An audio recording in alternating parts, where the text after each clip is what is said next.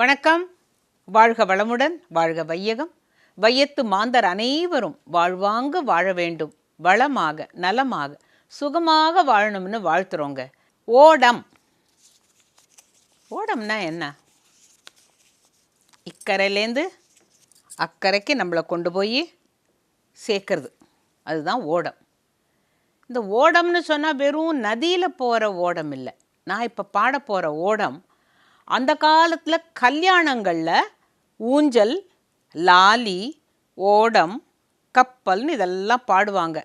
அப்போ கேட்டுட்ருக்கிற அந்த குஞ்சு குழுவாலாம் இந்த பாட்டை ஆன்னு கேட்டுட்ருக்கோம். ஆனால் மனசில் பதிஞ்சிரும். நான் பாடி முடிச்சதுக்கப்புறம் தான் உங்களுக்கு புரியும் அந்த பாட்டில் என்ன விஷயம் இருக்குன்னுட்டு. அகிலமெல்லாம்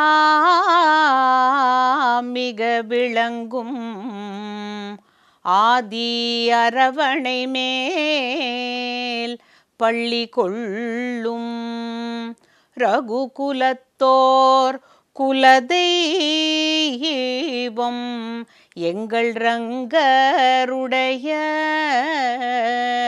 சந்நிதிக்கு தர்மங்களானதொரு பலகைகள் சேர்த்து தத்துவம் ஆனதொரு பாய்மரம் நட்டு 4 வேதங்களும் நங்கூரமாக்கி நலமுள்ள திருமந்திர கொடிதன்னை நாட்டி 64 கலை ஆணியாய் தைத்து ஆகம புராணம் என்னும் கயிற்றினால் கட்டி அழகிய துவயம் தன்னை பீரங்கியாக்கி அணி குறுகை மாறன் அதற்கு அதிகாரி 4000 என்னும் நல்லதோர் பொருளை ஞானமெனும் கப்பலில் நன்றாக ஏற்றி கப்பலில் வருகின்ற கனவான்கள் பேரை களிப்புடனே சொல்லுகிறேன், கவனமாய் கேளீர்.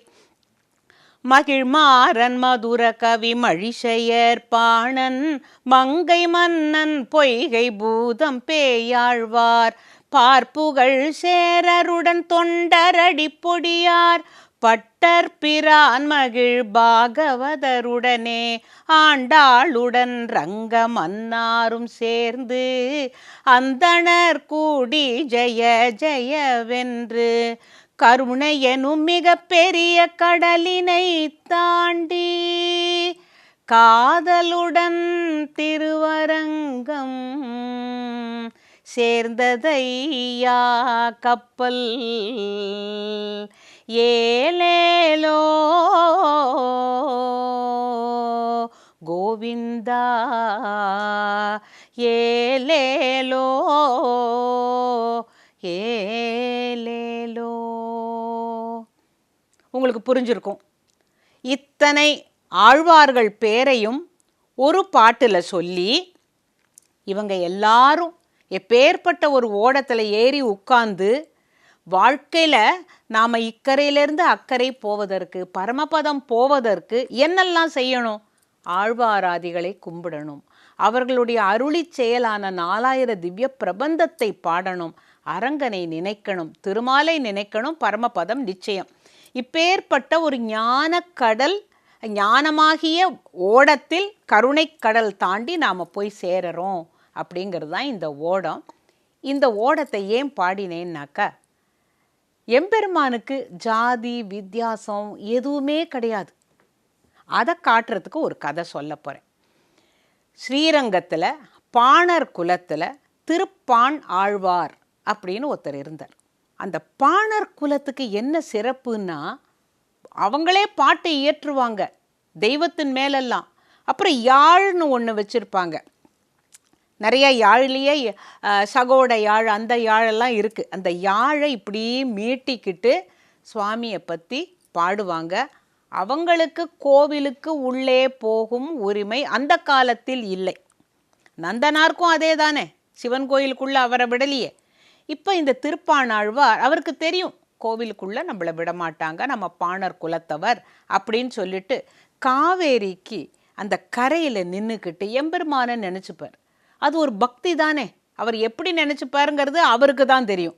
ஆனால் அந்த பக்தி வெள்ளத்தில் அவர் அப்படியே கரைஞ்சு போய் தினம் பாடிட்டு போவார். இதுதான் அவருடைய வழக்கம்.